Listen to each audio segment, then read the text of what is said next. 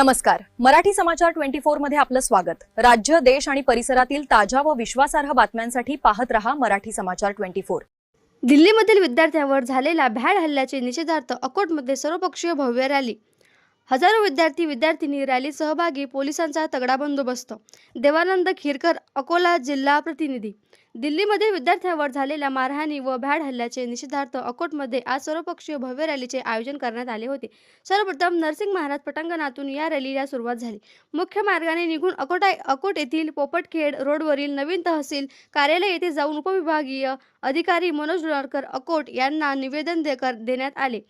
या रॅलीमध्ये सर्व पक्षीय नेते, पदाधिकारी, कार्यकर्ते, विद्यार्थी-विद्यार्थिनी हजारोंच्या बहुउपस्थित संख्येमध्ये सहभागी झाल्या होत्या. विद्यार्थ्यांनी वंदे मातरम, इन्कलाब जिंदाबादचे नारे दिले.